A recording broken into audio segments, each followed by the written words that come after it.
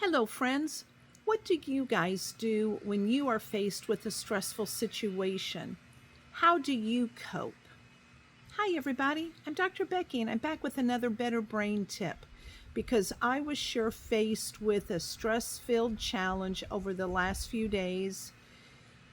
And though I wanted to fall back into an old pattern to handle stress, I knew it wasn't a pattern I could fall into, and so I had to lean on some other strategies. And it still might look kind of yucky out here behind me because my stress over the last few days was that Hurricane Milton came straight over our part of Florida. And to say that it's stressful to live through a hurricane is an understatement of epic proportion. Now,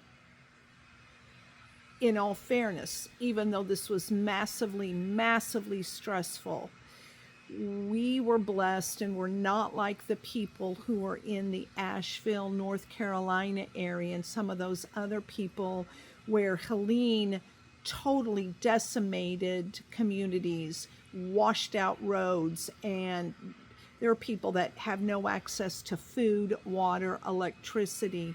And so I know that on the one hand, it feels trite to talk about the stress that I went through compared to the stress that some people are still living with. But the truth is, regardless of the situation, when our body is stressed, we have to think about the strategies that we can use to help calm that stress response.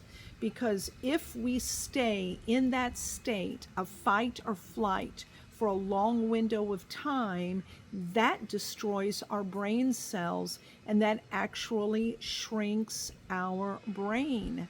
And as you know, when you're here visiting me on this channel, my goal is to give you strategies to keep your brain as healthy and as vibrant as is possible for the rest of your life, with the hope that that is well into your 90s or even into your hundreds. And I want it to be a vibrant life. So while my husband and I were pinned to the TV, sitting on pins and needles, watching the trajectory of Milton and wondering what we should do. Again, the stress level was going up, up, up.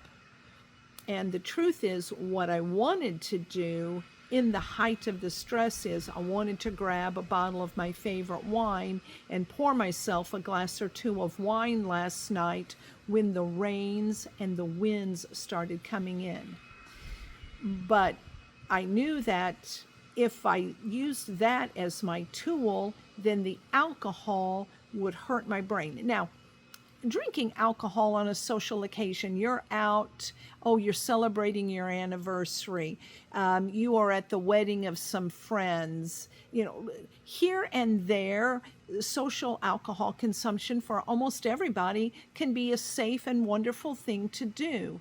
But I knew for me that I couldn't rely on just grabbing some wine because I was in stress. Because the truth is, we all face different stressors on a very regular basis. And so I don't want to do things that are going to make my brain get hurt more than the stress is already hurting it. And again, uncontrolled stress physically shrinks the brain. And so I thought, okay, well, I'm not going to grab a bottle of wine and pour myself a glass or two. What can I do? So I wanted to share with you one of my favorite new go-tos is this stress tea. Again, Yogi doesn't know who I am. I'm not a paid sponsor, but it tastes delicious and I love it. So this stress reducing tea, last night, trust me, when I would hear the sound of that rain pounding on the side of the house, when I would hear the roof making these creaking sounds that sounded ominous, thought, okay, I'm just gonna drink myself some stress reducing tea and try to calm myself. Another thing that I did for some people with stress, reaching for some sort of comfort food is a fit that some people choose. And for some people, that comfort food might be a bag of potato chips. They want something salty and crunchy. For other people, they might want to grab a sweet treat. So they might want to grab a Snicker bar or a vat of ice cream, just something to numb the stress and make it go away. And for me, as a chocoholic, I decided I've got this awesome organic chocolate that has some wonderful adaptogenic herbs in there that help calm the brain and help it deal with stress more effectively. So that was the 1-2 punch that I decided to use last night as the hurricane was going overhead and battering the house. I drank my tea. I had some little calming chocolates. And the good news is I didn't have to turn to some alcohol to help me stress. I got through just fine. And so for those of you that are facing stressful situations, I'm not saying that you drinking a cup of stress-reducing tea or you eating some chocolate with some nice calming herbs will be the fit for you. But what I'm asking you guys to do is figure out ahead of time, when you know that there's going to be a stress-filled situation coming up, have a plan in place already. What are the things that you can do that will help you to reduce your stress? Maybe it's a nice bubble bath, just soaking in some warm water. Maybe that would do it. Maybe for others, taking a walk or a jog around the block just to clear the cobwebs of your mind. Maybe that will do it. For others, it might be picking up a book from your favorite author and just losing yourself into a book. Again, I don't care what strategies you use, but as long as they support your brain, help you to reduce stress, and don't cause any other ancillary problems to your brain, come up with a strategy that works well for you. We're all going to face stress. We have to figure out the best ways to deal with it so that we don't hurt our brain and we don't shrink it. I hope you found this information useful.